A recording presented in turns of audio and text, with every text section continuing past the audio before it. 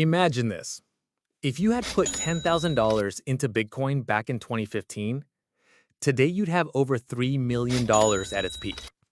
The same $10,000 in a low-cost S&P 500 index fund? Around $25,000. And in real estate? About $22,000, assuming no leverage. So, crypto wins, right? Well, not exactly, because there's a huge difference between something that grows fast and something that actually helps you build wealth. In this video, we're breaking down the three most popular investments in America: index funds, crypto, and real estate, to find out which one builds wealth faster, which one is safer, and which one actually makes sense for you. Let's get started. All right, before we compare which one builds wealth faster, let's make sure we're clear on what each of these investments actually is. First, index funds. Think of index funds like buying the entire stock market in one move. When you invest in something like VOO or VTI, you're not betting on one company, you're owning a piece of hundreds of companies, all at once. It's simple, low cost, and has historically returned about 7 to 10% per year long term. Most 401ks and retirement plans are built on this. But it's not sexy. No overnight riches here. Second, crypto. Crypto, like Bitcoin and Ethereum, is the wild child. It's decentralized, digital, and insanely volatile. One day, it doubles. The next day, it crashes. But it also has the potential to turn $1,000 into $100,000, as many people saw between 2015 and 2021. The risk? It's highly speculative, and the rules are still being written. Third, real estate. Real estate is the oldest wealth-building strategy in the book. Whether you're buying a rental property or investing in REITs, you're putting your money into physical assets that can produce monthly income and appreciate over time. The downside? It's expensive to get started, comes with responsibilities, and isn't always easy to sell. So, index funds are stable and simple. Crypto is high risk, high reward. Real estate is tangible and cash generating.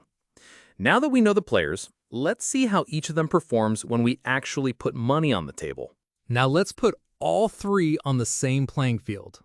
What if, back in 2015, you had $10,000 to invest and you picked just one of these options?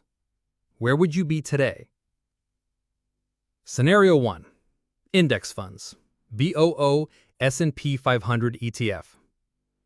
If you invested $10,000 into VOO in early 2015 and reinvested dividends, by the end of 2023, your investment will be worth about $25,000. That's a solid 2.5x return over 9 years. Stable, predictable, and passive. You didn't have to check it daily, you just let time do the work. Scenario 2. Real estate. U.S. national average. Let's say you use that $10,000 as a down payment on a $100,000 property, using a mortgage for the rest. Between 2015 and 2023, U.S. home prices rose roughly 65% on average. So your home could now be worth around $165,000. After accounting for loan repayment, appreciation, and maybe even rental income, your net gain might be around $25,000 to $30,000. Similar to index funds, but with leverage and some effort.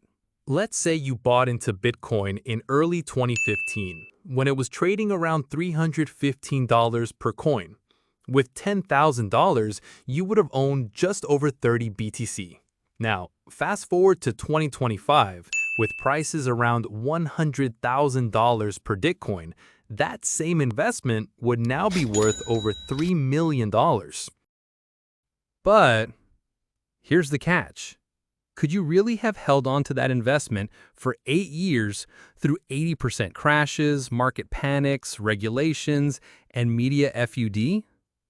Most people panic sold. Some lost everything chasing the next coin. And that's the hidden cost of high return. Emotional volatility. So yes, crypto wins on speed, but index funds and real estate win on resilience.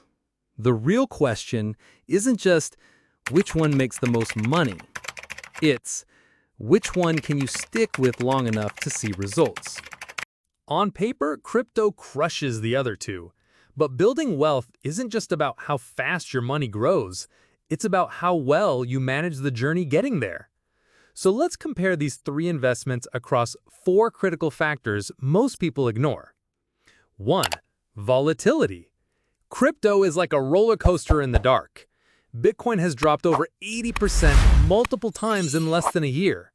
That kind of volatility makes even strong investors panic. Index funds, on the other hand, might dip 10 to 20% during recessions, but historically, they always recover. Real estate is more stable, but when it crashes, like 2008, it crashes hard and slow. 2. Liquidity. Say you need cash in 48 hours. With index funds or crypto, you can sell instantly. With real estate, good luck. It might take weeks or months to sell, and you'll likely lose value in a rush. 3. Leverage. Real estate is the king of leverage. You can buy a $300,000 home with $30,000 down. That means if the property appreciates 20%, your return could be over 60%. But leverage is a double-edged sword. It can multiply your gains or your losses. Index funds? Leverage is rare. Crypto, leverage exists, but most people use it recklessly and get liquidated. 4. Behavioral risk. This is the most overlooked one, and it's the reason why most people lose money even in winning assets. With crypto, people chase hype, buy high, sell low. With real estate, they underestimate costs or over-leverage. With index funds, they panic sell during downturns and lock in losses. Your mindset matters more than the market. So yes, crypto can grow your money fast, but it can also break your nerves. Real estate can build cash flow, but it demands time, effort, and debt. Index funds? Boring. But boring works if you stay consistent. The best investment is the one you can actually stick with for the long term, because consistency beats intensity every single time. So now the big question. What should you actually invest in today? Let's keep it real. There's no perfect investment, but there is a smart mix that works for you, depending on your goals, risk tolerance, and how involved you want to be. Scenario 1. You want peace of mind. You don't want to watch the market every day. You want long-term growth without the drama. Best fit? Index funds. Low maintenance, passive, ideal for retirement accounts. Just dollar cost average and forget about it. Think of this like planting a tree. You won't eat fruit tomorrow, but in 10 years, you'll be glad you started today. Scenario 2. You want income plus control. You're okay with some work. You like real assets, and you want cash flow, not just paper gains. Best fit? Real estate. Monthly rent income, tax advantages, can use leverage to accelerate gains, but requires time, capital, and patience. Real estate is like running a small business. It can pay off, but you have to show up. Scenario 3. You want upside and can stomach risk. You're young, aggressive, and willing to take swings. You're okay with wild rides as long as the upside is huge. Best fit? Crypto with a capped allocation. High risk, high reward. Allocate no more than 5 to 10% of your total net worth. Only use money you can afford to lose. Crypto is like venture capital. Most bets fail, but one could change your life if you survive the ride. The best strategy? Don't choose just one. Blend them. Use index funds for stability, use real estate for income and leverage, use crypto for asymmetric upside. This way your wealth is growing from multiple engines, and if one stalls, the others keep moving you forward. Honestly, all three can, but only if you truly understand the trade-offs that come with each one. Wealth is built quietly, with discipline, with time, and with the courage to ignore the noise. Now I'd love to hear from you. If you had $10,000 to invest today, how would you split it between index funds, real estate, and crypto? Let me know in the comments. I read every reply. And if this video helped you think a little clearer about money, consider liking this video, subscribing for more simple global financial insights, and sharing it with someone who's trying to make the same decision. Thanks so much for spending your time with this video. I truly appreciate you being here.